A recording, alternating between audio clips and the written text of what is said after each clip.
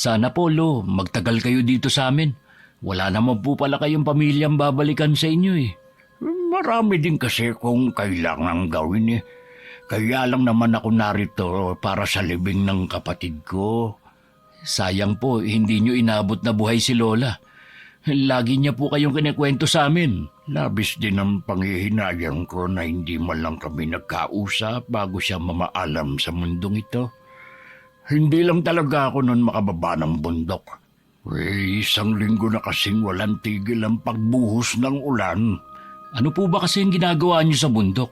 Tumutulong ako sa mga katutubong nakatira doon. Sana po mapagbigyan niyo kami ni Nanay na dumito kayo kahit ilang araw pa. Sige, pagbibigyan na nga kita. Para kang nanay mo, may kakulitan din. Gusto lang po namin na makasama kayo. Lalo't kayo na lang ang natitira kong lolo. Ay, mukhang tahimik ang lugar ninyo.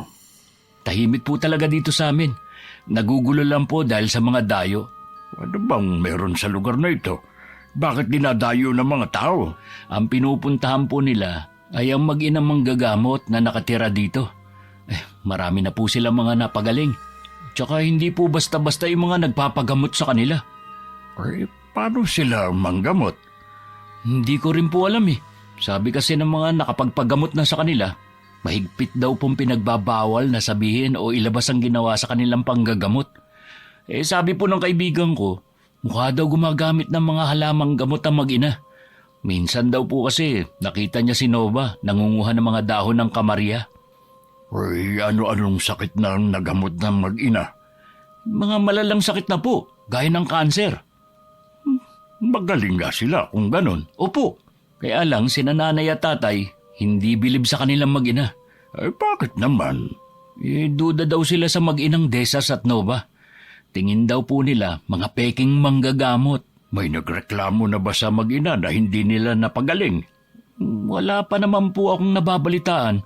Ang basehan lang naman po ni nanay tumatanggap daw po kasi ng pera ang mag-ina.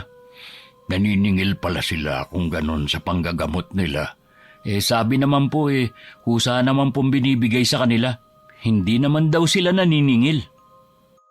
Tumango-tango na lang si Lolo Romeo. Hindi na rin niya sinundan ng mga tanong sa apong si JP. Natuwa din ng mga magulang ng binata sa naging desisyon niya sa pagtigil sa lugar nila. Samantala ng mga oras na yun, tuwang-tuwa naman si Aling Desas habang nagbibilang ng pera. Ang laki naman po ng ibinigay sa inyo ng babae kanina.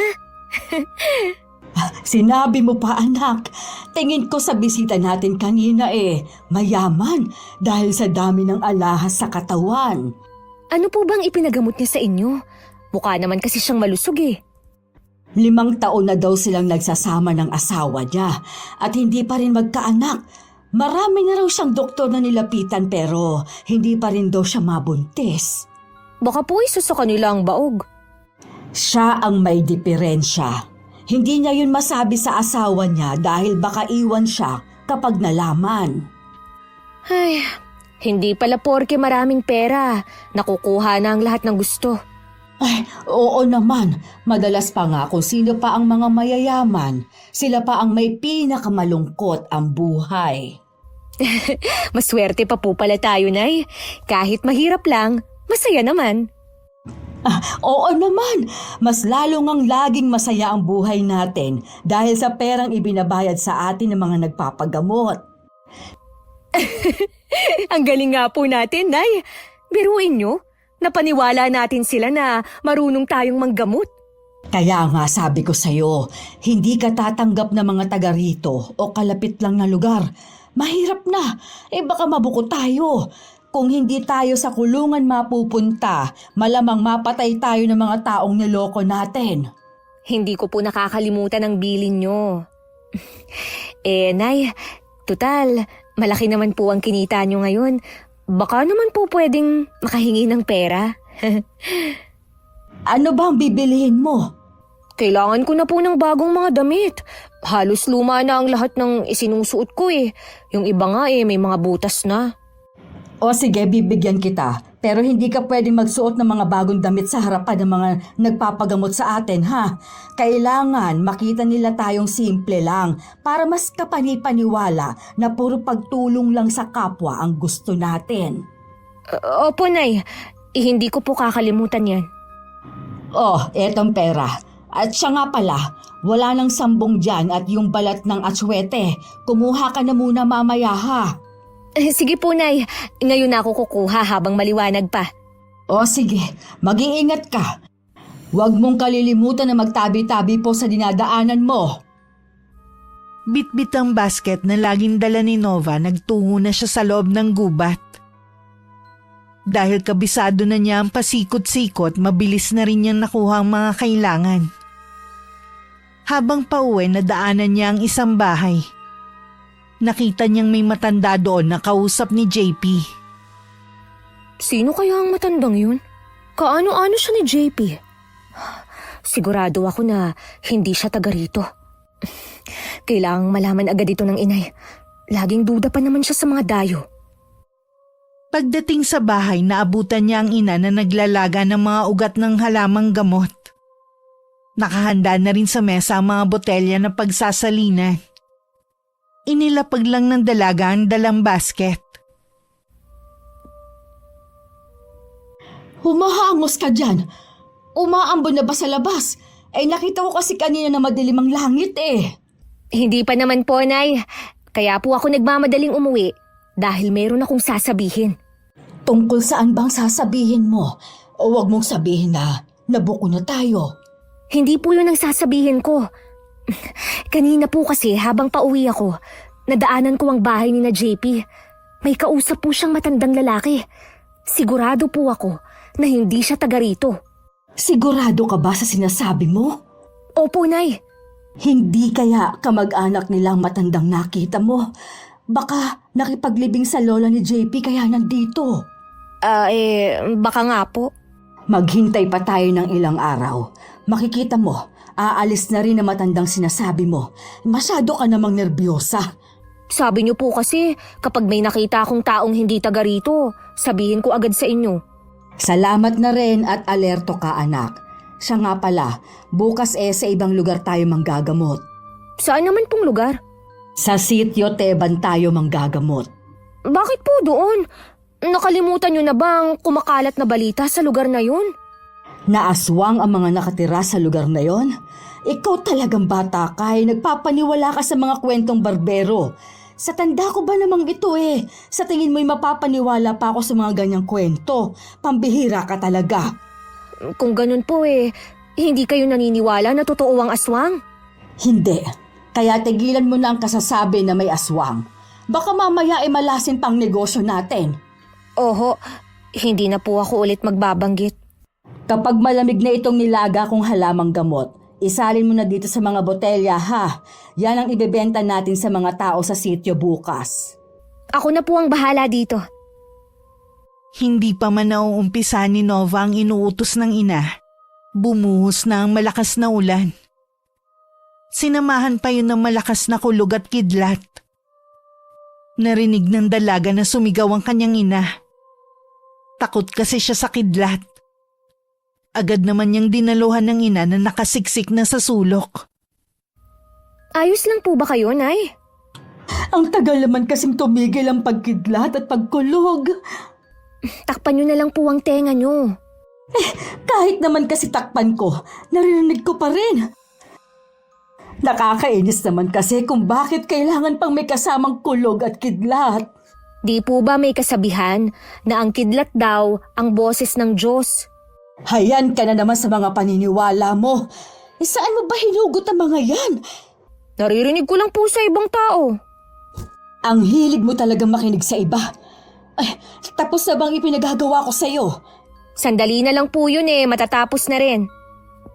Maaga nga pala tayong aalis bukas, kaya agahan mo ang gising, ha? Hindi niyo po ba naiisip, Nay, na baka pahiwatig na rin sa atin ang pag-ulan? Na huwag na tayong tumuloy sa pupuntahan natin. Pambihira ka naman talagang bata ka. Hindi ka ba talaga titigil sa mga pinagsasasabi mo?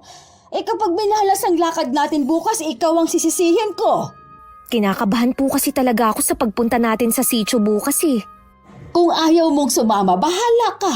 Basta ako, tutuloy sa pagpunta doon. Hindi ko naman po kayo pwedeng pabayaan na mag-isa. Kahit po ayaw ko eh, sasamahan ko po kayo. Sasama ka rin pala eh. Ang dami mo pang sinasabi dyan. Inaalala ko lang naman po ang kaligtasan natin. Aanhin po natin ang kita kung mapapahamak naman tayo. Alisin mo kasi sa isip mo yung pag-iisip ng kung ano-anong katatakutan. Grabe kasi ang imahinasyon mo eh. Oo na po, Nay. Puro ka na lang oo, pero maya-maya lang hayan ka na naman. Hindi mo ba alam? Paraan ko na rin ito para hindi tayo mabuko. Kaya nga kailangan sa ibang lugar tayo manggamot. Naiintindihan ko naman po kayo. Sige na, ituloy mo na lang ang ginagawa mo. Tumila na rin naman ang ulan. Kinabukasan nga maagang gumising si Nova para maghanda sa kanilang pag-alis. Kabado man sa pagpunta sa sitio Taban, nilakasan na lang niya ang loob niya. Ilang sandali pa gumising na rin ang kanyang ina. Iinat-inat pa ang matandang babae bago hinanda ang mga dadalhin. Bago sumikat ang araw, lumarga na ang mag-ina. Isang tricycle ang kanilang inarkila para maihatid sila ron. Pagdating sa lugar, nanunuri naman ang mga tingin sa kanila ng mga residente. Kinausap ni Aling Desas ang pinakapinuno kung anong sadya nila mag-ina. Pagkatapos nun dinumog na sila ng mga gustong magpagamot. May problema po ba, Nay? Kanina ko pa kasi napapansin na tahimik kayo eh. Bilisan mo na lang ang pagliligpit mo nang makauwi na tayo.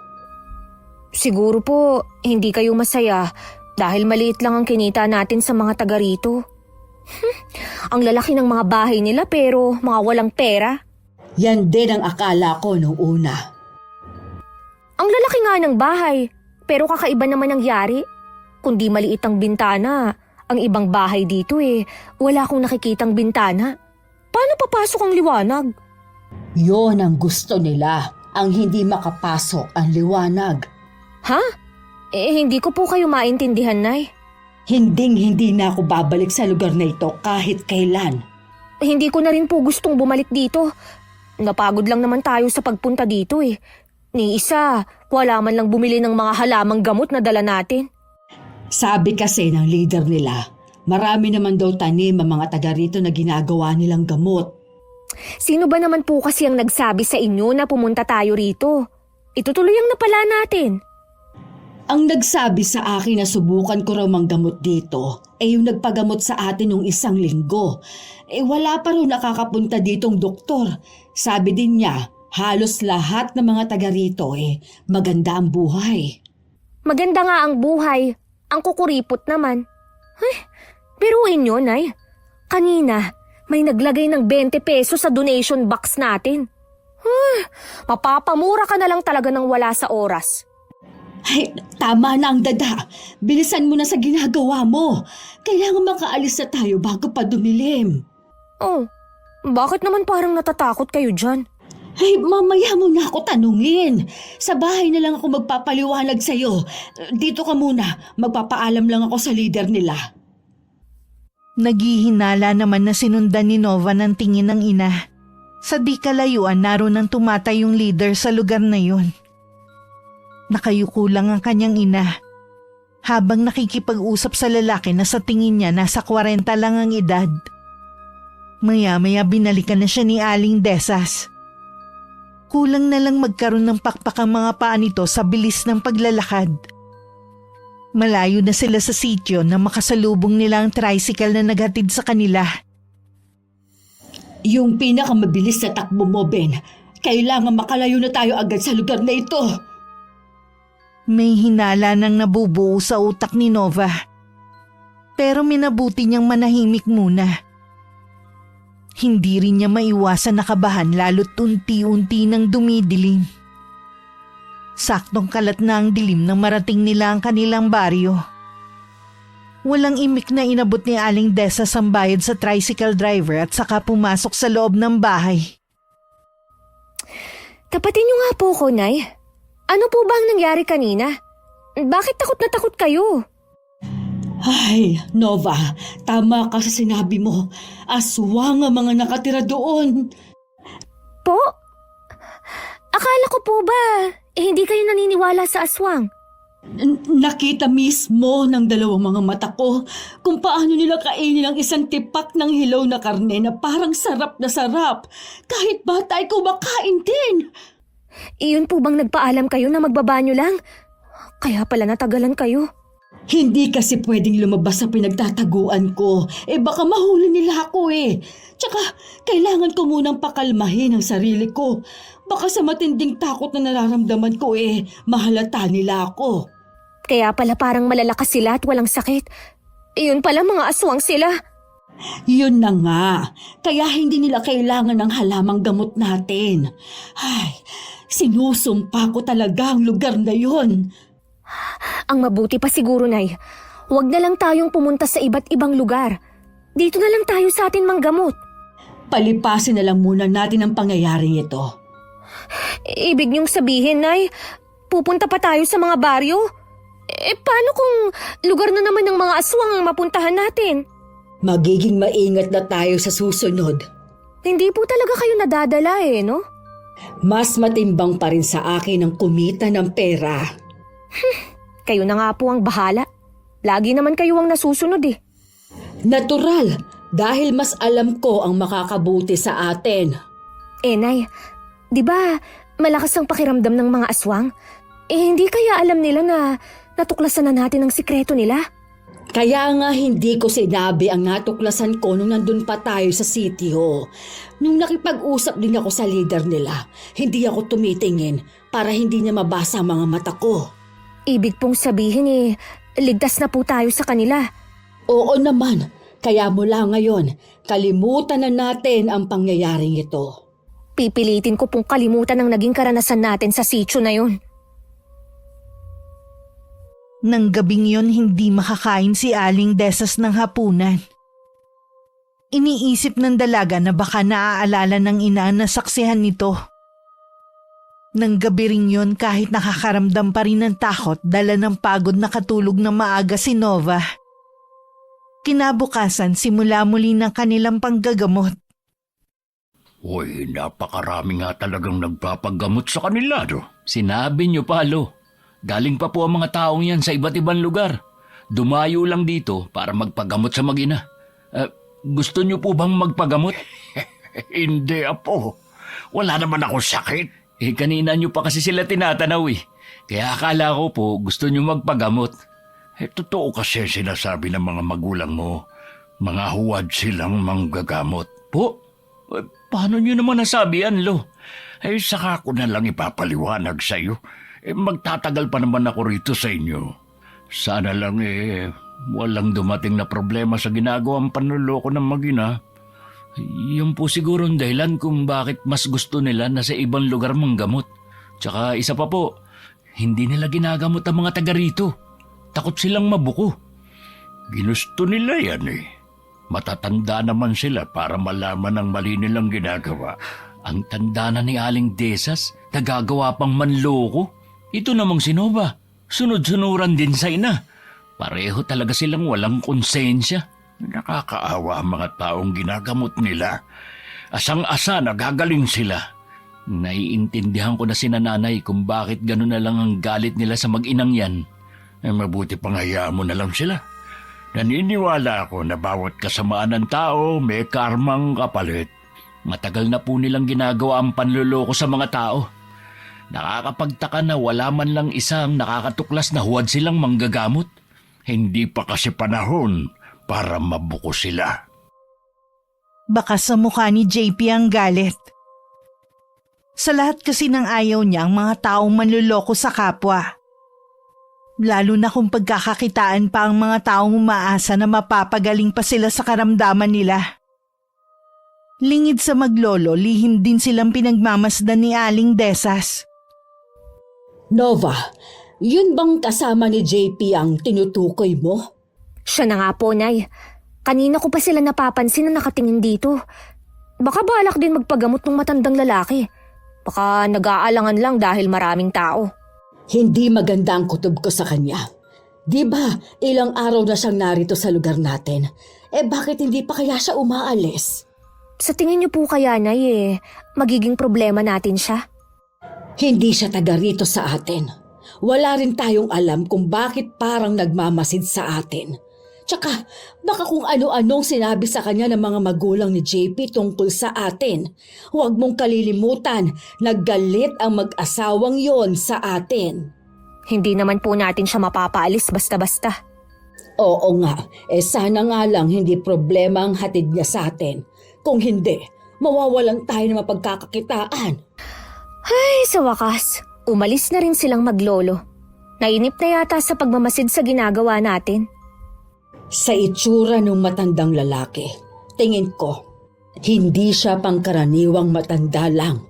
Paano kaya tayo makakakuha ng impormasyon sa kanya? Pwede ko naman pong pasimpleng tanungin si JP tungkol sa matandang kasama niya. O sige, pero huwag ka magpapahalata sa binatang yon. Huwag po kayong mag-alala. Ako ang bahala. Ilabas mo na yung mga botelya para maibenta mo na sa mga tao sa labas. Gusto ko nang matapos ang araw na ito ng panggagamot natin. Pagod na rin ako. Konting tiis na lang po, Nay. Iilan na lang naman ang nagpapagamot sa labas Makakapagpahinga na rin kayo. Araw ng linggo. Pahinga ng mag-ina sa panggagamot. Naisipan ni Nova na puntahan si JP sa kanila. Nagkataon namang nasa labas ng bahay nila ang binata at nagsisibak ng panggatong. Huminto naman si JP nang makita siyang palapit. Mukhang naligaw ka. Naglalakad-lakad lang kasi ako. Naisipan ko na rin na dumaan dito sa inyo. Sa akin ka ba may sadya o sa mga magulang ko? Sa'yo ako may kailangan. Meron lang sana akong itatanong.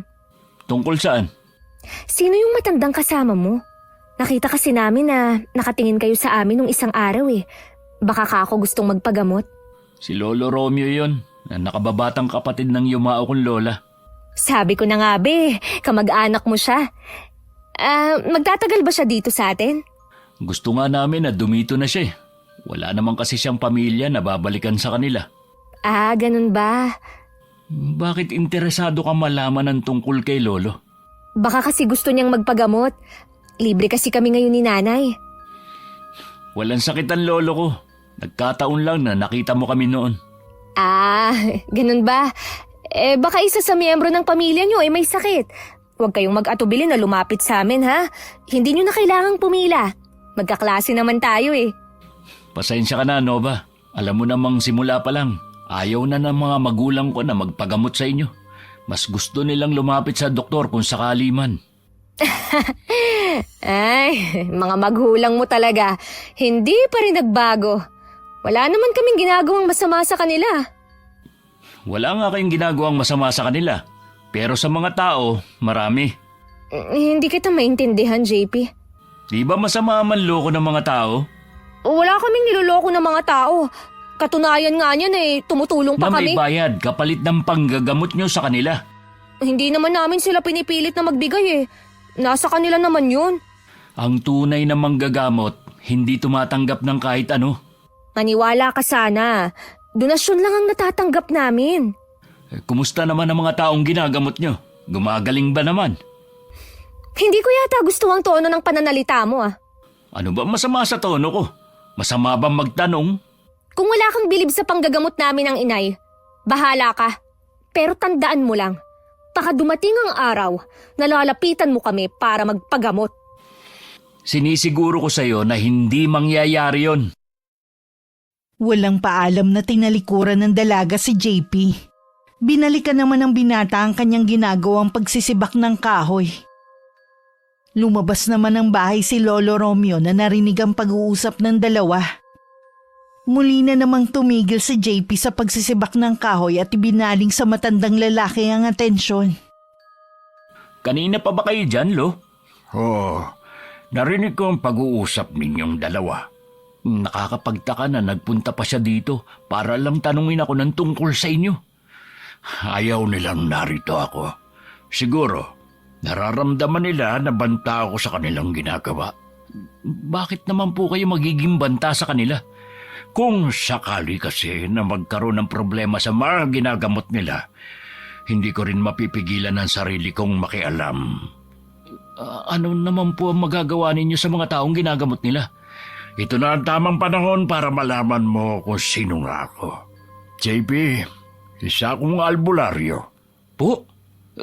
Isa kayong albularyo? Uy, alam po ba ng mga magulang ko yan? Oo naman. Bakit hindi nyo po sinabi sa akin agad?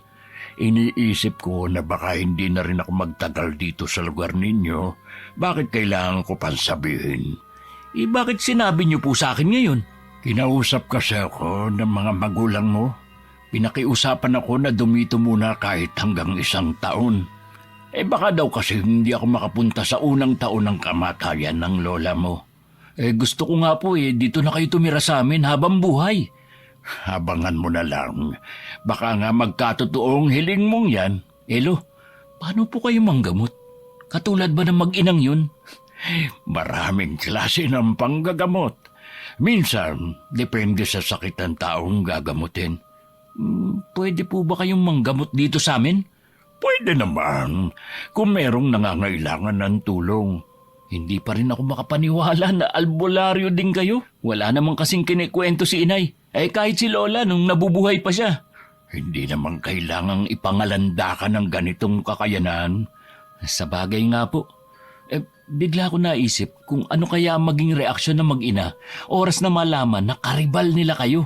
Ako wala akong balak na makipagkompetensya sa kanilang mag-ina. Dasal ko na sana wala silang problema na makaharap sa ginagawa nila. Hindi naman maipinta ang mukha ni Nova na makauwi sa kanila. Naabutan pa niyang nagbibilang ng pera ang kanyang ina. Tutuloy na sana siya sa kanyang kwarto nang tawagin siya nito. Saan ka paggaling? Bakit ganyan ang mukha mo? May nakaaway ka ba? Galing po ako sa bahay ni na JP. Inalam ko po kung sino ang matandang kasama niya. Lolo pala niya yun. Nag-away ba kayo ni JP? Kaya nakasimangot ka? Hindi ko lang po kasi nagustuhan ang ipinapahiwatig niya eh. Kulang na lang, tawagin niya tayong mga huwad na manggagamot dahil tumatanggap tayo ng bayad. Ibig sabihin, naghihinala na siya sa atin. Ano po ang gagawin natin, Nay? Di lalong mag-iingat. Matalas pa naman ang pakiramdam ng pamilyang yon. Sana pala hindi na lang ako nagpunta sa kanila. Nasira pa tuloy ang araw ko. Ay, hayaan mo na. Kahit paano nalaman natin kung sino ang matandang yon. Magtatagal daw bang lolo niya dito sa atin? Aalis din po. Pero sana nga daw, tumira na dito sa atin. Kahit papaano nakahinga ko ng maluwag. Hindi naman pala banta sa atin ang matanda na yon. Hindi nga po. Kaso naghihinala na sa atin si JP. Huwag mo siyang intindihin. Hindi naman niya mapapatunayan ang kanyang hinala. Para makaiwas, sa ibang lugar muna tayo manggamot. Sana naman po na hindi sityo ng mga aswang ang mapuntahan natin. Huwag kang mag-alala.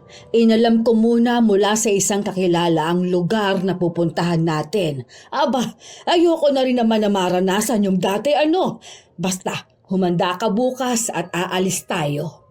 Opo. Nay, marami na po yata tayong ipon . Hindi niyo po ba naiisip na tumigil na sa ginagawa natin? Hindi pa sapat ang naiipon ko. Tsaka wala akong balak tumigil hanggat malakas pa ako. Kinakabahan po kasi ako na baka dumating ang panahon na malaman ng mga tao na hindi naman talaga tayo nakakapagpagaling. Mabubuko tayo oras na hindi mo itikom ang bibig mo. Kahit anong mangyari, hindi ka aamin. Opo, Nay. Ano nga po pala ang gagawin niyo sa perang naipon niyo? Marami akong plano. Kasama na dito ang pagpapagawa ng bahay natin. Kung hindi nga lang tayo paghihinalaan, noon ko pa sana ito na ipaayos. Lalo po silang maghihinala na nagpapabayad nga tayo at hindi basta donation lang ang ibinibigay sa atin. Balang araw matutupad din ang mga plano natin. Sa ngayon, puro trabaho na muna ang isipin natin. Ilang linggo rin sa iba't ibang lugar ng gagamot ang mag-ina. May mga pagkakataon na dinadagsa sila ng mga nagpapagamot. Sila yung mga nawalan na ng pag-asa na mapapagaling pa ng mga doktor. Ang iba sa kanila umaasa na lang sa himala. Mabuti na lang din marami silang dalang botelya ng halamang gamot. Oh, pumila lang po ang mga gustong bumili ng halamang gamot na gawa namin. Garantisado na mapapagaling kayo nito. Ang pag-inom po nito, 3 kutsarita sa isang araw hanggang maubos. Mas maraming bote ang maiinom, mas mainam, lalo na sa mga malala ang kondisyon. Kaya pumila lang ng maayos, ha? Huwag po kayong magtulakan. Nang araw na yun naubos ang kanilang dalang halamang gamot. Malaki din ang naiuwi nilang pera. Abot tenga naman ang ngiti ni Aling Desa habang nagbibilang ng kinita. Kinabukasan maaga nagtungo ang dalaga sa loob ng gubat para manguha ng mga halamang gamot. Pauwi na siya nang makasalubong ang maglolo. Iiwas sana siya pero wala namang ibang daan. Hindi rin niya akalain na papansinin ng matandang lalaki ang mga nasa basket na dala niya. Ang dahon nakahalintulad sa sampalok ay hindi naman herbal. Paano niyo naman nalaman? Matagal na po akong gumagawa ng mga halamang gamot. Sa bundok din kasi ako nakatira kaya alam ko. Ganun po ba? Pasensya na kayo pero nagmamadali ako. Yeah, alam ko na hindi ka likas na masama. Ang payo ko sa'yo, tigilan na ninyong mag-ina ang panlulokong ginagawa ninyo. Sabihan mo siya na walang magandang maidudulot ang ginagawa ninyong pamimera. Baka magsisi kayo balang araw. Ano bang sinasabi ng lolo mo, ha? Mabigat na paratang ang binibintang niya sa amin ng inay. Nagmamalasakit lang ang lolo ko sa inyo. Huwag mong masamain ang sinasabi niya. Naiinggit siguro ang pamilya niyo sa amin. Noong una, ikaw at ang mga magulang mo ang nagagalit sa amin. Kayo naman, nakikialam itong lolo mo na kailan lang dumating sa lugar natin. Hindi lang matiis ng lolo ko ang ginagawa ninyong panloloko. Tsaka nagmamalasakit lang din siya sa inyong mag-ina. Hihintay mo pa ba na balikan kayo ng mga taong ginamot ninyo? Babalikan talaga nila kami para magpasalamat dahil napagaling namin sila. Paano magpapasalamat? Mga huwad nga kayong albularya. Talaga bang hindi ka titigil sa pagbibintang nyo na huwad kami? Totoo naman kasi. Bakit hindi mo alamin sa mga taong napagaling namin kung gaano kami kahusay? Biniyayaan talaga kami ni inay ng angking galing sa panggagamot. Talagang ipagpipilitan mo ang kasinungalingan na yan? Sige, kayo ang bahala. Binalaan na namin kayo na itigil na ang panloloko nyo dahil may balik yan sa inyo. Wala kaming dapat pakinggan ng inay, kundi ang mga daing ng mga taong lumalapit sa amin para magpagamot. Kung pwede nga, tigilan nyo na kami. Mabilis nang naglakad palayo si Nova. Naiwan naman ang maglolo na tinatanaw pa ang mabilis niyang paglayo. Ay, alam ko na sumobra na tayo sa pakikialam. Pero gusto ko lang silang iligtas na mag-ina sa kapahamakan. Matigas po talaga ang ulo niyang si Nova. At saka nasulsulan din ng ina. Sana mapag-isipan pa rin niya ang mga sinabi niya. Pabayaan na lang po natin sila. Kung mapahamak man sila, walang dapat sisihin kundi mga sarili din nila. Ang mabuti pa, samahan mo na lang ako sa gubat. Ano pong gagawin niyo doon? Gusto ko lang tignan kung ano pang halaman ang meron doon para masabi natin sa mag-ina. Tingin ko kasi, limitado lang din ang alam nila. Ang bait niyo po talaga, lo. Kahit sinungitan na kayo ni Nova, gusto niyo pa rin silang tulungan. Libre lang naman na maging mabuti sa kapwa. Nang makauwi si Nova sa kanilang bahay, sinabi niya agad sa ina ang engkwentro niya sa maglolo. Bigla naman nagbago ang aura ni Aling Desas. Kita sa kanyang mukha na hindi niya nagustuhan ang sumbong ng anak. Nagulat na lang si Nova nang biglang lumabas ng bahay ang nanay niya. Kahit anong tawag niya, hindi na siya pinansin nito. Sigurado na susugurin niya ang maglolo. Masyado naman kasing pakialamero ang mga yun. Hindi pa man nakakapasok ng bahay ang maglolo nang dumating ang galit na si Aling Desas. Kalmado naman siyang hinarap ni Lolo Romeo. Hoy, tanda! Ano ang mga sinasabi mo sa anak ko, ha? Baka hindi mo mapatunayan yung mga bintang ninyo. Huminahon lang kayo, Aling Desas. Hindi niyo po kailangan magalit. Isa ka pa! Anong karapatan ninyo para sabihin na huwad kami manggagamot ng anak ko? Alam niyo sa mga sarili ninyo ang totoo. Kung talagang kaya niyong manggamot, bakit tinatanggihan niyo ang mga taga rito? Bakit kailangan sa ibang lugar pa kayong manggamot? Wala ka nang pakialam kung saan namin gustong manggamot. Ayaw namin dito dahil sa mga tulad ninyo. Sa halip na magpasalamat, sisiraan niyo pa kami. Hindi po kami naninira. Sinasabi lang namin ang totoo. Balang araw, kakainin niyo rin ang mga sinasabi ninyo laban sa amin. Pwede naman tayong mag-usap ng mahinahon lang. Hindi nyo kailangang sumigaw. Hindi ba kayo nahihiya na pinagtitinginan na tayo ng mga tao? Ikaw ang dapat na mahiya sa mga ginagawa mo. Dayo ka lang rito pero kung umasta ka, akala mo'y kilala mo na kami mag-ina. Kung hindi po kayo titigil, mapipilitan ako na tawagin ng itay na nasa barangay. Akala mo yata natatakot ako sa tatay mong konsehal.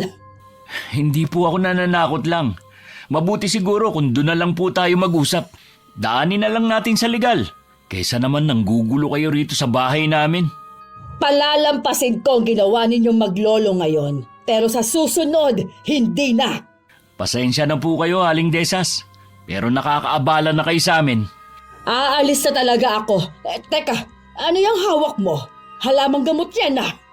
Gagawin ko kasing langis ito para sa ina ni JP. Malimit kasing sumasakit ang ulo niya nitong mga nakaraang araw. Marunong ka rin manggamot? Isa rin po magaling na albularyo ang lolo ko. Hindi nga lang po siya nagpapabayad.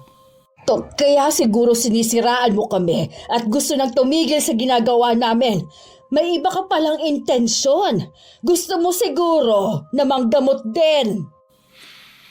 Matagal na akong albularyo. Kung iniisip mo na makikipagkumpetensya ako sa iyo, nagkakamali ka. Huwag mo talaga akong kakalabanin. Dahil mas di hamak naman na magaling ako at may napatunayan na. Mabuti pa, bumalik ka na sa pinanggalingan mo at doon ka manggamot. Wala po kayong karapatan na paalisin ang lolo ko dito. Hindi niyo pag-aari ang lugar na ito. Bakit hindi ko siya pwedeng paalisin, ha? Kung nakakaperwisyo na siya. Patunayan niyo po muna kung nakakaperwisyo talaga ang lolo ko. Baka kayo po yun. JP, apo, tama na. Hayaan mo na lang siya. Umalis ka na dito, tanda. Kahit kailan, hindi pwedeng dalawa ang magiging albularyo sa lugar na ito. Nagkibit balikat lang si Lolo Romeo sa inasal na yun ng matandang babae. Samantala, kita naman sa mukha ng binatang inis.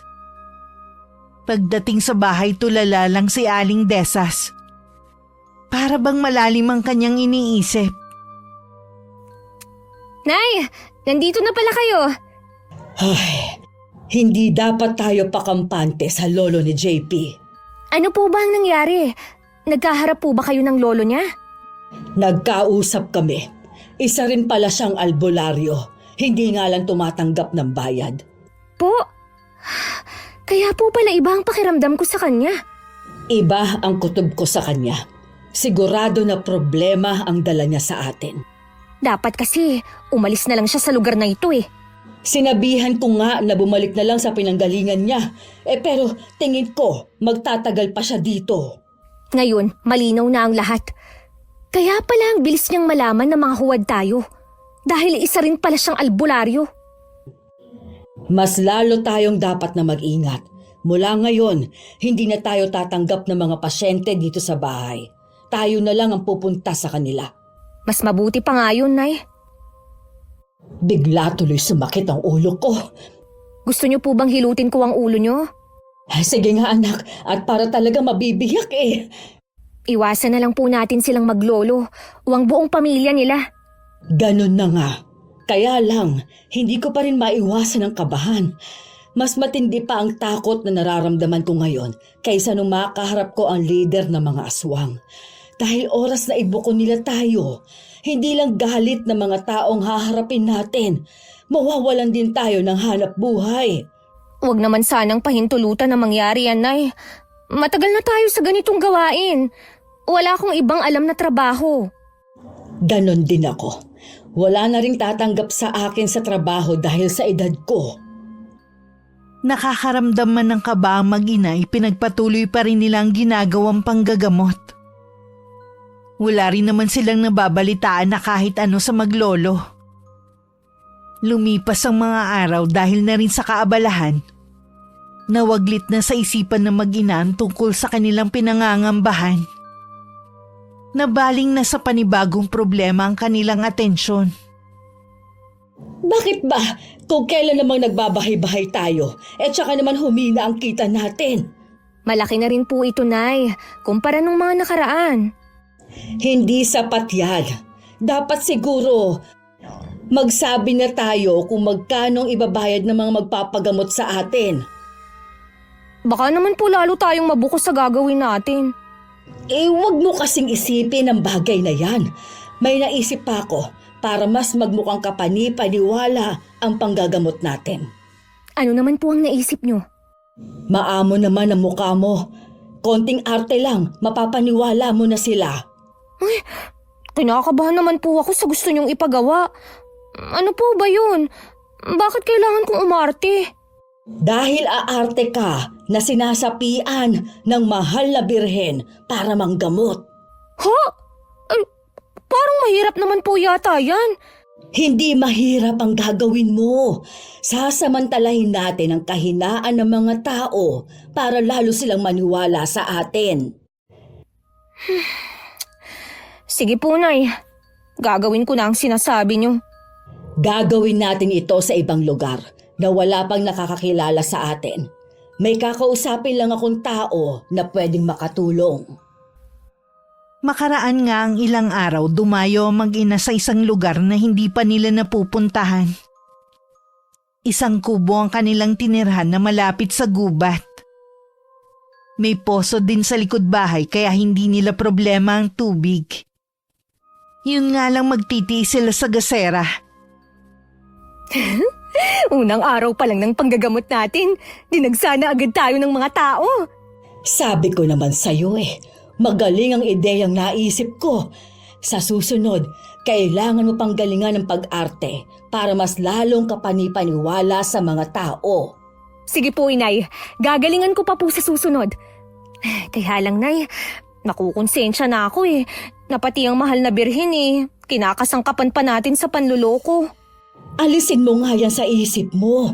Ang mahalaga ang kumita tayo ng pera. Ayoko na maririnig sa'yo ang salitang konsensya, ha? Dahil wala tayo nun. Maliwanag ba, Nova? Opo, Nay. Narinig ko pang usap-usapan ng mga tao kanina. Ipamamalita daw nila sa kalapit barangay na meron ditong nanggagamot. Kapag nagkataon, baka dito na lang tayo manirahan. Paano po yung bahay natin? Pwede naman natin yung balikan kahit kailan natin gusto. Ang mahalaga ngayon, kumita tayo ng pera. Sa bagay nga po. Mabuti na rin yung malayo muna tayo sa lugar na yun. Iwas na rin sa maglolo. Akala yata na maglolo na yon, mapipigilan nila tayo sa ginagawa natin. Hindi nila alam, mas mautak pa tayo sa inaakala nila. Ay, nako. Iba talaga ang saya nyo ngayon. Siyempre naman, kaya magpakasaya ka na rin. Napansin ko nga lang, Nay. Puro bata ang mga pasyente natin ngayon. Wala namang kaso yon basta magbibigay ang mga magulang nila. Bukas, humanda ka ulit. Yung iba sa kanila ibabalik ulit sa atin. Yung malala kasi ang mga sakit, pinababalik ko pa. Hindi ko na po babaguhin ang dialogue ko. Hindi na muna siguro. Basta lamlaman mo lang ang mga mata mo tuwing titingin sa kanila, ha? Siguro, pahiran mo na rin ng langis sa mga palad mo para kapag hinawakan mo sila dama nilang parang may himala talaga.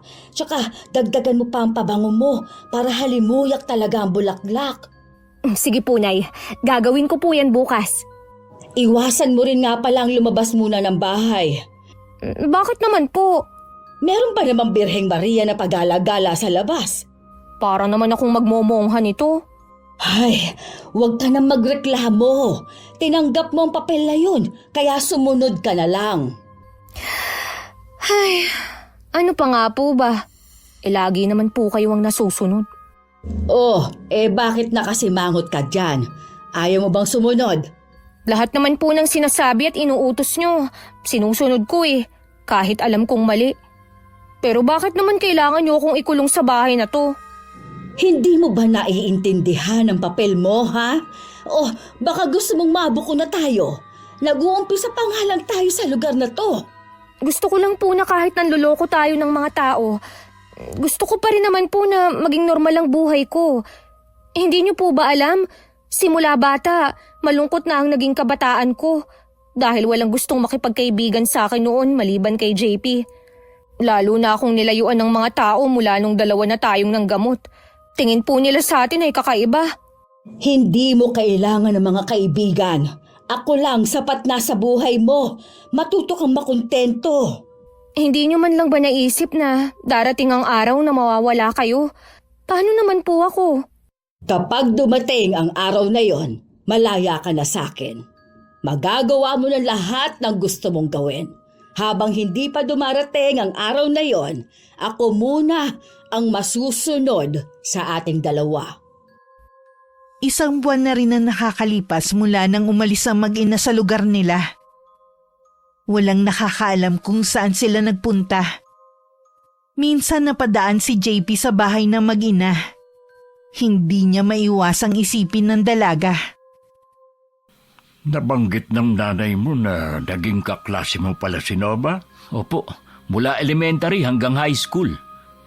Bumalik na kaya ang mag-ina? Isang buwan na rin mula nang umalis sila dito. Dumaan po ako sa bahay nila. Wala pa ring indikasyon na may tao na sa kanila. Nakikita ko na kahit naiinis ka sa kanila, nag-aalala ka pa rin kay Nova. Naging malapit din po kami sa isa't isa ng mga bata pa kami. Madalas po kasi na mabuli siya ng mga kaeskwela namin. Madalas po nga ako nagtatanggol sa kanya. Parang kapatid na po ang turing ko sa kanya Tingin ko naman sa batang yun mabait. Mabait naman ang pagkakakilala ko sa kanya. Wala po siya naging kaibigan ni isa dahil na rin sa nanay niya. Minsan, dinalaw ko siya sa kanila. Pinagtabuyan lang ako ng nanay niya. Sinabihan ako na ayaw niyang nakikipaglapit ako kay Nova. Siguradong naging malungkot ang buhay niya dahil sa manipulasyon ng kanyang ina. Huwag ka na magalit sa kanya. Sigurado naman ako na hindi niya kagustuhan ang gumawa ng masama. Sana nga po bumalik na sila rito. Babalik sila rito dahil nandito ang kanilang tinitirhan. Hindi nga lang natin alam kung kailan sila uuwi. Siguro abala pa po sila sa panloloko ng mga tao. Ipagdasal mo na lang na sana tumigil na sila sa ginagawa nila bago mahuli ang lahat. Pinagdadasal ko naman po sila sa lahat ng alam kong santo.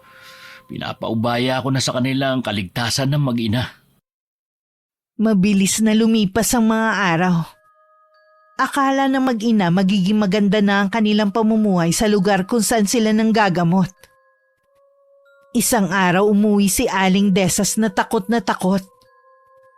Labis naman ang pagtataka ni Nova kaya tinanong na niya ang ina. Ano po, Nay? Namatay yung batang ginamot natin. Oo, yung batang nangingitim na ang labi. Sabi niyo kasi, hindi ganun kalala ang sakit ng bata. Narinig ko kanina na isinugod pa daw sa ospital at sabi ng doktor sepsis ang sakit. Hindi na nila naagapan ang sakit ng bata. Kaya po kayo natatakot dahil tayo ang sinisisi ng mga magulang ng bata. Hindi ko alam kung tayo ang sinisisi nila pero kinakabahan kasi ako. Hindi naman natin kasalanan kung may sakit na ang bata bago pa nila dinala sa atin. Oo nga, pero mali ang sinabi natin na hindi naman malala ang sakit ng bata. Oras na magkaproblema tayo, malaki ang mawawala sa atin. Maging ang nakuha nating mga taga-sunod, baka mawala na rin sa atin. Huwag po muna kayong mag-isip ng kung ano-ano. Maghintay muna tayo.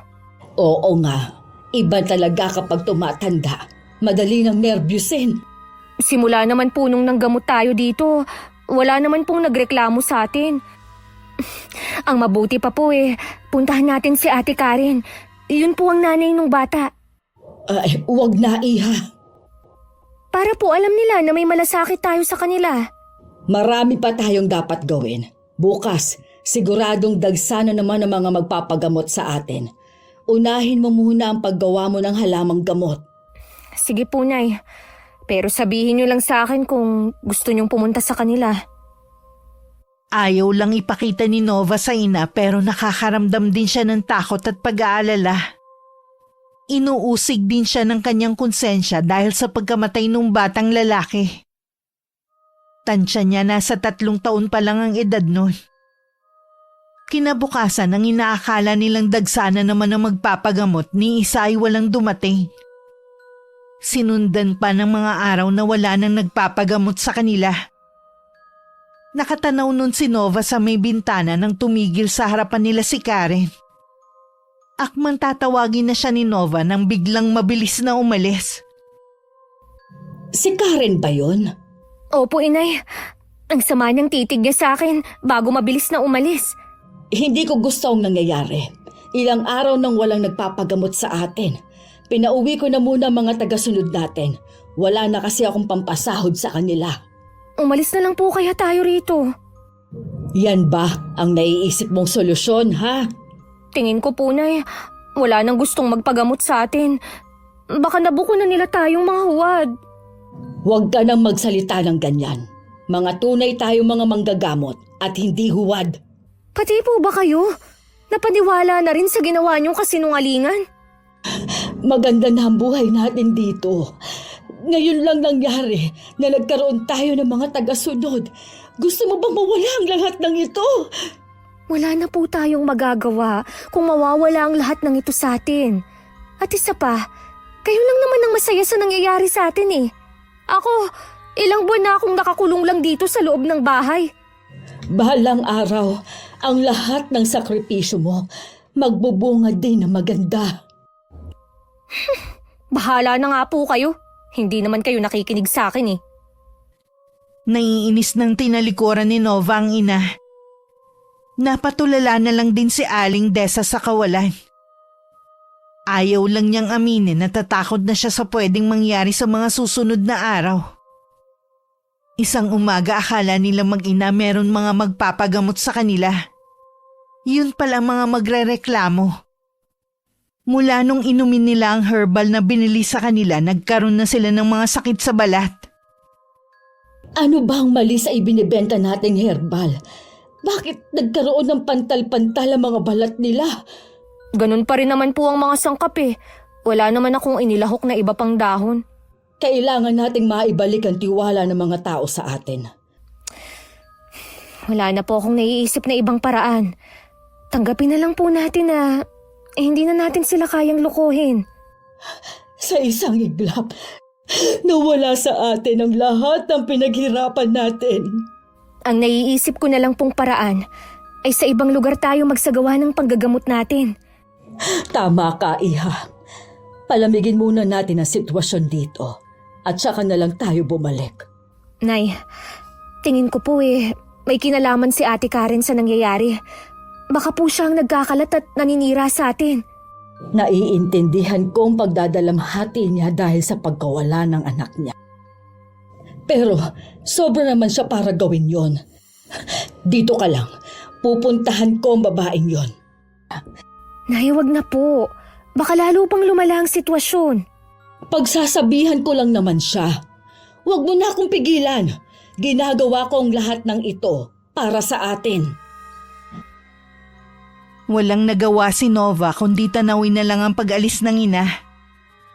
Gustuhin man niya na sundan ito, kailangan pa rin niyang panindigan ang pananatili sa loob ng bahay. Malapit lang naman ang bahay ni Karen. Kaya makaraan ng ilang minuto naroon na si Aling Desas. Parang alam naman ng babae ang kanyang pagdating. Ang lakas naman ng loob niyo na pumunta sa bahay ko. Alam ko na nagluluksa ka pa sa pagkamatay ng anak mo. Pero sana naman, hindi ka gumaganti sa amin. Wala naman kaming ginawang masama sa'yo. Anong wala? Pinatay niyo ang anak ko. Walang dapat sisihin kundi kayo mag-ina. Ginawa namin ang lahat para mailigtas ang anak mo. Tanggapin mo na lang na hanggang doon na lang ang buhay niya. Nagtiwala ako sa inyo. Nangutang pa ako ng pera para lang makabili ng herbal nyo. Sinunod ko lahat ng mga sinabi nyo para lang mailigtas ang anak ko. Mga manluloko! Hindi kayo tunay na mga manggagamot. Hindi kami manloloko. Marami na kaming napagaling. Alam yan ng mga taga rito. Wala pa ni isa sa mga taga rito ang nagpatotoo na gumaling sila. Napaniwala nyo lang sila na sinasapian ng anak mo ng mahal na birhen. Pero ang totoo niyan, magaling lang umarte ang anak mo. Dahan-dahan ka sa mga binibitiwan mong salita.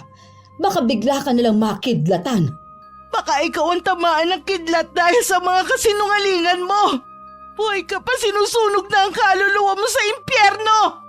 Palalampasin ko mga ginagawa mong ito dahil alam kong hanggang ngayon nagdadalamhati ka pa.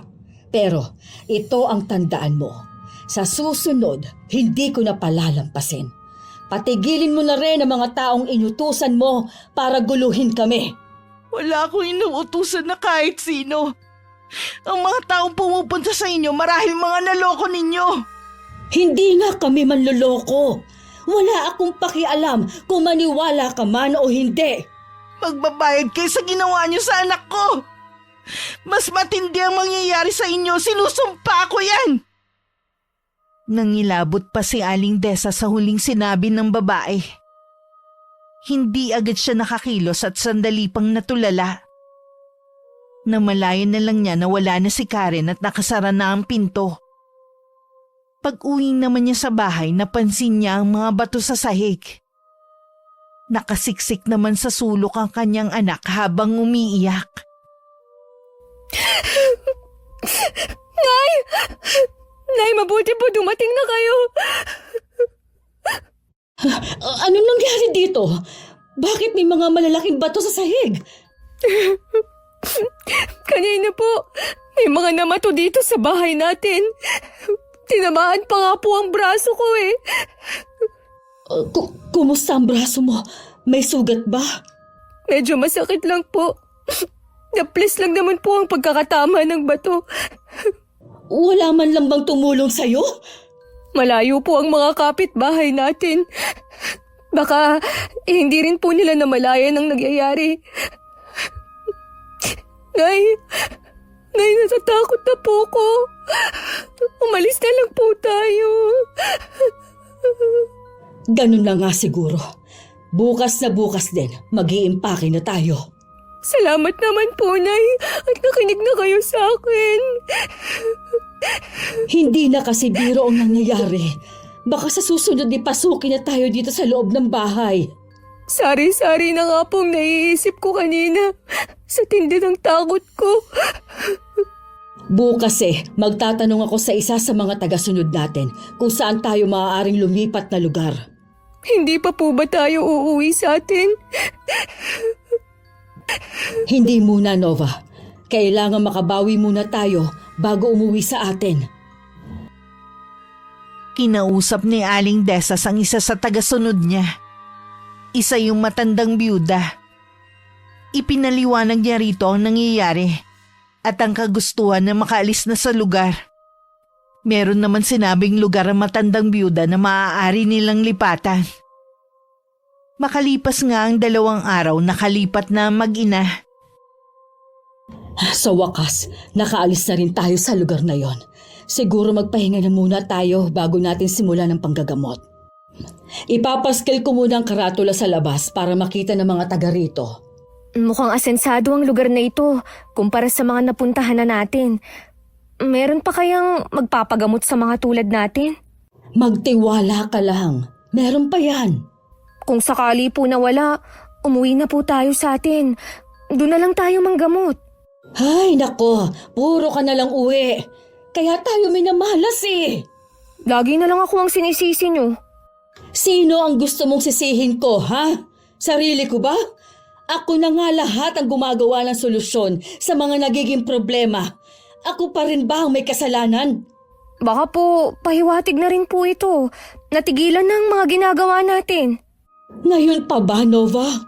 Sabi nga ng lintik na Karen na yon, buhay pa tayo pero sinusunog na sa impyerno ang mga kaluluwa natin. Kahit tigilan pa natin ito, hindi natin mabubura ang mga kasalanan natin. Kahit papano po, matitigil na ang panluloko natin sa mga tao. Tigilan mo nga ako sa kadramahan mo, ha? Lalo lang ako naiinis. Aayusin ko na lang po ang mga gamit natin. Mabuti pa nga para may silbi ka naman. Sa ilang araw ng pagtigil na mag-ina sa lugar na yon, may ilan na rin ang nagpapagamot sa kanila. Hanggang sa kumalat ang balita na lahat ng uri ng sakit kaya nilang gamutin. Nagbenta na rin sila ng mga herbal. Hindi lang nila inaasahan na matutuntun sila ni Karen sa lugar na yon.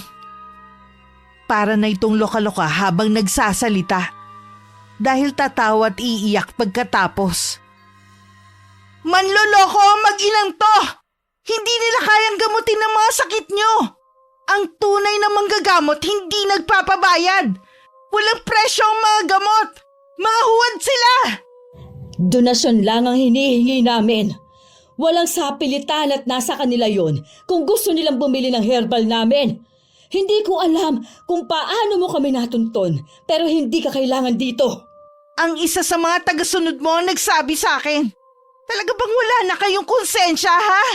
Umalis ka na bago pa kita kalad ka rin. Dapat lang malaman ng mga taga rito kung anong klase kayong mga tao. Makinig kayong lahat. Kung ayaw nyo mamatayan ng mahal sa buhay, huwag kayong magpapaloko sa mag-inang to. Para mapatunayan ko na nagsasabi ako ng totoo, pumunta kayo sa baryo namin. Kayo mismo ang umalam sa mga ginawa nila sa mga residente doon. Halika nga dito! Iwan mo ko! Huwag mo akong mahawak-hawakan na matanda ka! Pati mga tagasunod nyo, pinaasan yung babayaran nyo pero tinakbuhan nyo lang sila! Mga makakapal ang mukha nyo! Umalis ka na bago pa ako may gawin sa'yo! Hindi ako natatakot sa'yo! Kahit saan kayo pumunta, susundan ko kayo! Hindi ko kayo patatahimikin! Hanggat narito ang sakit at pangungulila sa puso ko dahil sa pagkamatay ng anak ko, hindi ko rin kayo bibigyan ng katahimikan. Pagkatapos isiwalat ni Karen ang lahat ng nalalaman niya, maririnig sa paligid ng mga bulungan. Nakaramdam naman ang mag-ina ng pagkailang. Hindi rin nila matagalan ng mga titig ng mga tao. Naririnig mo ba ang sinasabi nila? Bato lang ang hindi masasaktan. Ano ba ang gusto mo, ha?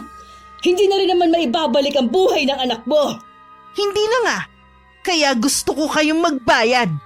Sa paanong paraan mo kami gusto magbayad, ha? Malalaman mo rin balang araw. Kapag nasa ganun ka ng sitwasyon, maaalala mo ko. Pagkatapos ng panggugulo ni Karen, nagkulong na lang ang mag-ina sa loob ng kanilang inuupahang bahay. Ilang beses din kasi silang pinuntahan ng babae. Tingin nila rito tuluyan ng nabaliw dahil sa pagkawala ng anak. Kailangan nyo na pong magdesisyon kung ano ang gagawin natin.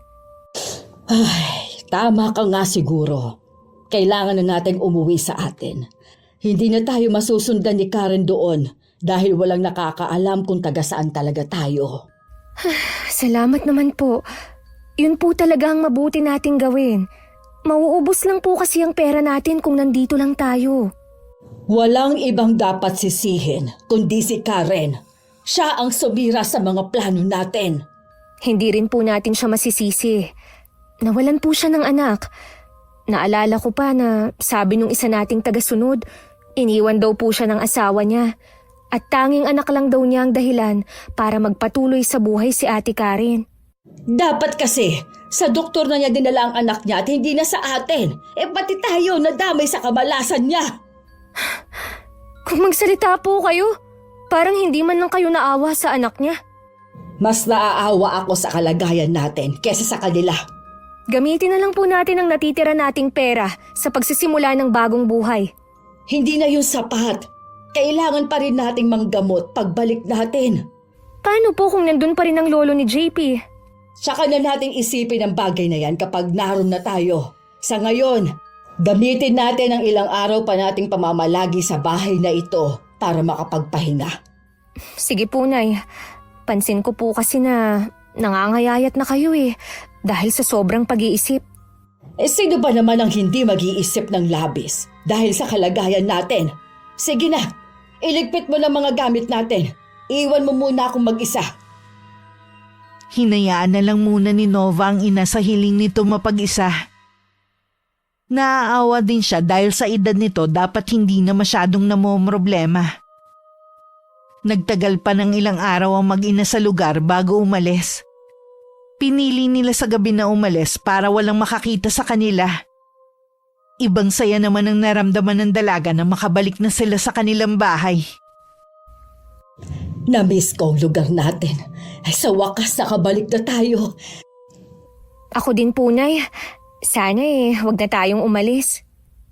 Hindi ko maipapangako ang bagay na yan. Alam mo naman ang klase ng trabaho natin.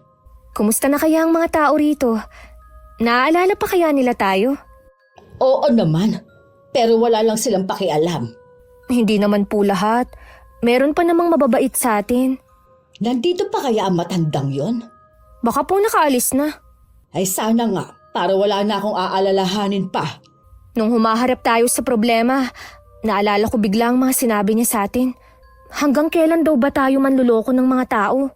Hindi ko rin alam, pero kung ako sa'yo, tigilan mo na ang tanong na yan. Maghanap na lang po kaya ako ng ibang trabaho. Ang mahanap mo lang, pagiging kasambahay. Gusto mo ba yon? Subukan ko po. Baka mabait ang mahanap kong amo. Akala mo yata ganun lang kadali na makisama. Hindi ka pa natuto sa mga naging karanasan natin. Alangan naman po kasi na habang buhay na lang tayong ganito. Napapagod na rin ako, Nay. Bata ka pa, napapagod ka na. Samantala akong matanda na, nagpapatuloy pa rin para lang mabuhay tayo. Ito na ang kapalaran natin. Tanggapin mo na lang. Pwede naman po nating baguhin ang kapalaran natin kung gugustuhin lang natin. Hindi ko alam kung bakit bigla ka na lang nagbago. Dati naman, hindi mo kinokontra ang mga sinasabi ko. Siguro po, dahil sa mga naranasan na rin itong mga huling araw. Natatakot po ako sa pwede pang mangyari sa atin. Ngayong nandito na tayo, alisin mo na yung takot mo. Kung si Karen ang inaalala mo, hindi na niya tayo magugulo pa dito. Sana nga po. Parang nagkaroon na ako ng trauma dahil sa kanya Dahil maliit lang naman ang lugar nila, kumalat ang balita na bumalik na ang mag-ina. May ilang bumati pa at nangumusta. Tipid namang sumagot sa kanila si Aling Desas. Nakarating na rin sa maglolo ang pagbabalik ng mag-ina. Ang tagal din nilang nawala. Saan kaya sila nakarating? Ay, dyan lang sila sa mga kalapit na baryo galing. Hindi naman sila makakalayo basta-basta. Siguradong hindi maganda nangyari kaya sila bumalik rito. Sana naman tigilan na nila mga ginagawa nila. Malalaman natin sa mga susunod na araw. Ang dami naman kasing pwedeng trabaho, panluloko pa talaga. May mga tao talaga na mas gustong kumita sa mabilis na paraan. Sa bagay nga po, wala na tayong magagawa sa mga taong ganun ng gusto. Ay, maiba nga pala ako, Lo. Pinasasabi ni Aling Carmen na salamat daw dahil ginamot niyo ang asawa niya. Wala ka mo yun. Hindi ko rin matiis na makita na nahihirapan ang asawa niya sa paglalakad. Kapitbahay lang naman natin sila. Malaki rin po ang natipid nila dahil hindi na kailangang ipa-opera na baling paa ni Mang Simeon. Para nga lang daw pong nagdahilan lang Ayun, nandun na naman sa bukid. Huwag po kayong magugulat kung dagsain kayo ng mga magpapagamot dito Kung sakali na may pumunta rito para magpagamot, hindi ko kamo sila mahaharap. Bakit naman po? Sa totoo lang po, bago pa ako pumunta dito, may ilang buwan na rin akong tumigil sa panggagamot. Tanging katutubo na lang ang ginagamot ko kaya namalagi na ako sa bundok noon. Kilala ko po si Aling Carmen. Siguradong naikalat niya na ang balitang marunong kayong manggamot. Ay, bahala na. Ayoko din naman na makatapak ng kapwa ko. Iniisip niyo po ba mag-ina? Oo. Sigurado na susugod ang mga yon dito sa bahay. Ayoko madamay pati kayo ng mga magulang mo. Wala po silang karapatan na magalit sa inyo. Totoo po kayong albularyo, hindi katulad nila, mga huwad. Hindi na umimik si Lolo Romeo. Itinuloy na lang niya ang naudlot na ginagawa. Ang binata naman hindi umalis sa tabi niya at pinanood na lamang siya sa kanyang ginagawa. Samantala ng mga sandaling yon naghihintay ng mga magpapagamot si Aling Desas. Dumating na rin si Nova galing sa talipapa na malapit sa kanila. Nakapagtataka na ilang araw na tayong nandito wala pa rin pumupunta rito sa bahay para magpagamot. Nagsabi naman na ako sa mga kapitbahay natin na manggagamot na ulit tayo. Narinig ko pong usap-usapan kanina. Sa lolo ni JP nagpapagamot ang mga taga rito. Ibig mong sabihin, hindi pa umaalis sa matandang yon? Ganun na nga po. Siya po ang nagpagaling sa nabaling paa ni Mang Simeon. At talagang hinahamon ako ng matandang yon. Umalis lang tayo sandali Sinamantala na niya. Marami po ang nagpapatotoo na magaling daw manggamot si Mang Romeo. Hindi rin daw tumatanggap ng kahit ano. Kaya siya talagang pipiliin ng mga tao kesa sa atin. Kung patuloy siyang manggagamot, mawawalan tayo ng hanap buhay. Baka pahiwatig na rin po ito. Tumigil ka! Walang pahiwatig na kailangan na nating tumigil! Humanda sa akin ang matandang yon! Ano pong gagawin niyo? Mabuti pa, huwag ka na magtanong. Total naman, hindi ka nakakatulong sa akin. Sa loob ng ilang taon, lagi na lang akong sumusunod sa inyo. Tapos sasabihin niyo na hindi ako nakakatulong. Totoo naman, di ba? Ako ang gumagawa ng paraan para mabuhay tayo. Ginagawa kong lahat para maibigay sa iyo ang pangangailangan mo mula pa noon. Ikaw, ano bang gagawa mo para guminhawa ang buhay ko? Ha? Wala, hindi ba? Dahil sabi mo nga, sumusunod ka lang sa akin. Wala kang sariling diskarte sa buhay. Kaya nga gusto ko nang magtrabaho Ngayon pa ba, Nova? Karampot na lang ang kikitain mo sa sinasabi mong trabaho? Baka ito rin po ang maging paraan para makalaya na ako sa inyo. Ilang beses ko bang sasabihin sa iyo na hindi ka makakalaya sa akin hanggat buhay ako? Kaya tumigil ka na sa walang kwenta mong sinasabi! Nay! Hindi ka ba talaga titigil, ha? Ang mabuti pa, pumunta ka na sa kusina. Gawin mo na lang ang inuutos ko. Umiiyak na tumalikod lang si Nova at saka nagtungo sa kusina. Dun siya umiyak ng umiyak. Samantala lumabas naman ng bahay si Aling Desas para puntahan si Lolo Romeo. Nakasalukuyang nagpapahinga. Katatapos lang kasi niya manggamot. Lo, si Aling Desas po parating. Mukhang galit. Ano kaya ang kailangan niya? Hintayin na lang nating makalapit. Talaga bang sinusubukan mo kung matanda ka? Ano ba ang problema? Pwede naman siguro natin pag-usapan ng maayos. Noon pa talaga, hindi na maganda ang kutob ko sa'yo. Yan pala, balak mong sulutin ang trabaho ko. Kung ang tinutukoy mo ay ang panggagamot ko sa mga taga rito, sila naman tong nagpupunta sa akin. Hindi ko sila pinilit na magpagamot sa akin. Inuutusan kita na wag mo silang gamutin at umalis ka na rin dito. Hindi mo ako maaaring utusan na para bang ikaw ang may-ari ng lugar na ito. Baka nakakalimutan mo. Dayo ka lang dito. Ako ang mas may karapatan na manggamot sa mga taga ritong may sakit. Mawalang galang na po, Aling Desas ha. Hindi niyo po pwedeng pilitin ng mga taga rito na sa inyo magpagamot kung ayaw naman nila sa inyo. Isa ka pa! Kayo ng pamilya mo ang nagdala sa matandang yan dito.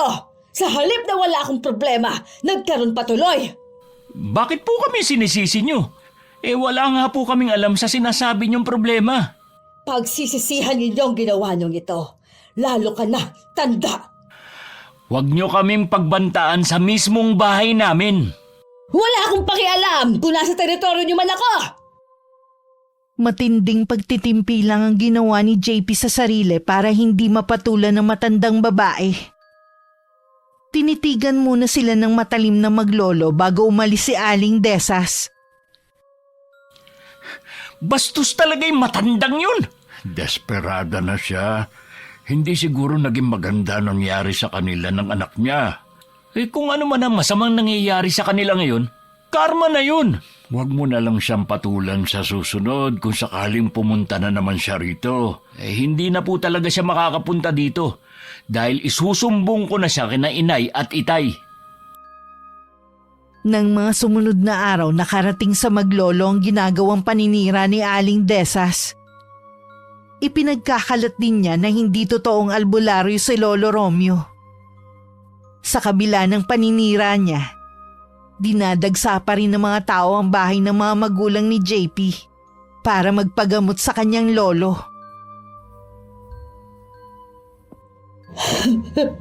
Bakit ba kahit anong gawin ko? Ang matandang yun pa rin ang pinupuntahan nila. Lahat na ginawa ko. Nay, tama na po. Kayo lang lalo ang napapasama eh. Hayaan na lang natin sila kung kay Mang Romeo nila gustong magpagamot. Paano ang hanap buhay natin, Nova? Paano tayo mabubuhay ngayon? Naubos na ang ipon natin. Kaya nga po may extra akong labandere. Naghahanap na rin po ako ng iba pang trabaho. Magkano lang ang kita mo dyan? Hindi nga magkasya sa pang-araw-araw nating gastusin. Kesa naman po maghintay tayo sa taong pupunta rito para magpagamot.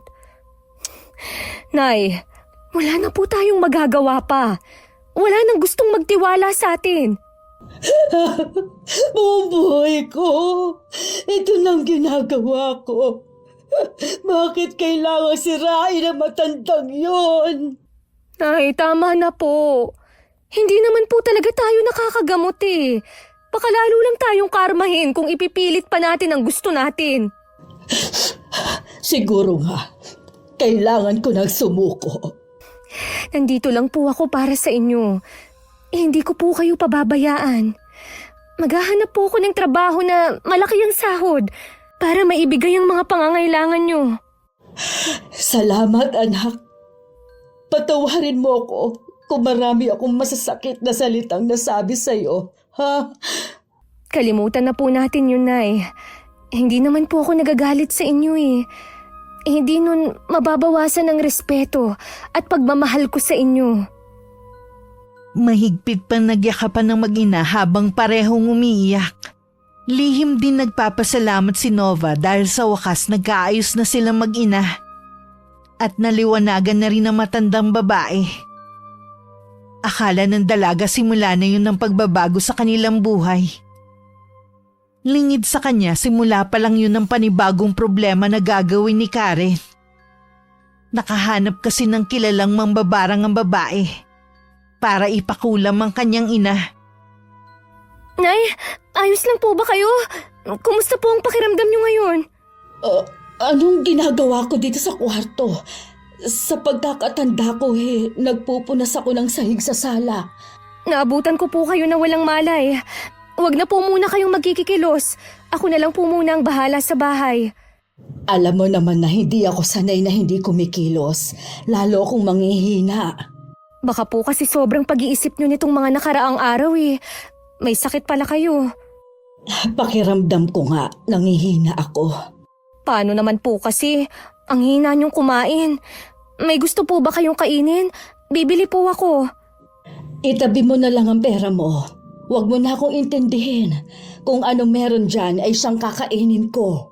Kaya nga po ako nagtatrabaho para sa inyo eh. Huwag po kayong mahihiya kung may gusto kayo, ha? Oo anak, pasensya ka na kung hindi kita matulungan ngayon. Tapos, magiging pabigat pa yata ako. Hindi po kayo pabigat sa akin. Alisin niyo po sa isip niyo yan. Magpahinga na po muna kayo, ha? Ipagluluto ko lang po kayo ng may sabaw para makakain kayo. Habang nasa kusina at naghahanda ng kanilang hapunan, napadungaw sa maliit na bintana ng kusina si Nova. Nakita niya na may matandang babae ang nakatayo doon. Nang titigan niya maigi, nakakatakot ang itsura nito. dahil sa kulubot na balat ng lalalim ng mga mata at matalim na titig. Parang bumubulong yun sa hangin. Kinurap-kurap ng dalaga ang kanyang mga mata. Nawala yung matanda. Saan siya nagpunta? O baka naman namamalikmata lang ako dala ng pagod at pag-iisip. Para akong masisiraan na ng bait. Ayoko lang ipaalam kay inay. Pero nakakaranas na ako ng panlalait sa mga kababaryo namin dahil sa ginawa naming panluloko. Nang sumunod na araw, lalong nanghina si Aling Desas. Tuluyan na siyang iginupo ng karamdaman. Gustuhin man siyang dalhin ng anak sa doktor, wala naman silang sapat na pera. Laging sarado ang kwarto ng matandang babae dahil ayaw niyang nasisikatan ng araw. May mga tumubo na rin sugat sa kanyang balat na hindi nila alam kung saan galing. Hindi ko na po kayo paiinumin ng halamang gamot. Wala naman po kasing bisa eh. Lalong lumalala ang mga sugat nyo. Kahit po ang nilagang dahon ng bayabas, hindi rin po tumatalab. Nay, baka po kailangan nyo nagtalhin sa ospital. Hayaan mo na lang ako, Iha. Wala naman tayong pera. Ayoko na mahirapan ka pa. Nahihirapan din po ako sa kalagayan nyo. Hindi ko matiis na naghihirap kayo ng ganyan. Maghahanap lang po ako ng pera at dadalhin ko kayo sa doktor. Baka parusa na ito sa akin ng Diyos dahil sa mga nagawa kong kasalanan. Tanging dasal ko na sana huwag ka nang isali sa parusa. Ako na lang ang sasalo. Nay, kailangan niyo pong kumaling. Hindi ko po kayang mag-isa. Pinalaki kitang matapang, kaya alam ko na makakaya mong mamuhay kapag nawala na ako. Matapang lang po ako kasi nandyan kayo sa tabi ko. Natatakot po ako na mag-isa, Nay. Kailangan mong maging matatag ngayon pa lang. Alam ko pong gagaling pa kayo. Kailangan niyo lang mainom ang tamang gamot. Gagawa po ako ng paraan. Napapagod ako, anak. Gusto ko muna magpahinga. Sige po, Nay. Babantayan ko po kayo. Habang natutulog ang ina, tahimik namang nakamasid si Nova. Nakita niyang gumagalaw ang kumot nito kaya inayos niya. Ganun na lang ang gimbal ng dalaga na makita sa ilalim ng kumot ang napakaraming buhay na uod. Nang usisain pa niya ang katawan ng ina, nabubulok na ang dalawang tuhod nito at kinakain na ng mga uod. May lumabas pang dalawang alupihan mula ron. Impit na napaiyak na lang siya habang umaatras. Kailangan ko ng tulong. Si Mang Romeo, siyang makakatulong sa akin. Kailangan ko siyang puntahan. Hindi na nag-atubili si Nova na puntahan ng matandang albularyo. At pagdating nga, sinabi agad niya ang sadya habang umiiyak. Sumama rin si JP pabalik sa kanilang bahay. At dun nga nila nakita ang kalunos-lunos na kalagayan ni Aling Desas. Kumusta po ang inay? Patawarin mo ko, Iha. Hindi ko na maililigtas pa ang iyong ina. Ayaw na rin niya. Puntahan mo siya. Gusto kanyang katabi kapag nawala siya. Inay! Ano po ba ang sakit ni Aling Desas? Barang iyo. Alam naman daw niya kung sino may gawa nito sa kanya. Hindi niyo po ba talaga siya mapapagaling? Mas gusto na rin niya na mawala alang-alang sa kanyang anak. Ayaw niyang pati si Nova madamay sa sumpa sa kanya. Mas gugustuhin niya na saluhing mag-isa ang sakit. Kung nakinig lang sana siya sa inyo noon, baka hindi umabot sa ganito. Humingi siya ng kapatawaran sa mga sinabi niya sa atin. Sana daw, ibalik mo ang pagkakaibigan ninyo ng anak niya. Hanggang ngayon naman, kaibigan pa rin ang turing ko kay Nova. Ilang sandali lang maririnig na ang malakas na pagpalahaw ng iyak ni Nova. Alam nilang maglolo na wala na si Aling Desas. Si JP ang tumulong sa dalaga para mabigyan ng maayos na libing ang nanay niya. Mag-iingat ka sa pupuntahan mo, ha? Oo, maraming salamat nga pala sa mga tulong mo Hindi mo kailangang magpasalamat. Mula noon, kaibigan pa rin ang turing ko sa'yo. Habang wala ka, ako na muna ang bahala sa bahay ninyo. Alam ko naman na balang araw, gugustuhin mo pa rin na bumalik at tirhan ang bahay na ito. Pakisabi din kay Lolo Romeo. Salamat sa ibinigay niyang pulsera sa akin para maprotektahan ako. Iingatan ko ito. Nilisan ni Nova ang lugar na yun para magtrabaho sa malayong lugar. Ang karanasan nilang mag-ina ang dahilan para siya magpakabuti. Ayaw niyang sayangin ang sakripisyo ng ina. Kailangan niya maging matapang sa pagharap ng panibagong yugto ng buhay niya na hindi kasama ang ina. Wakas,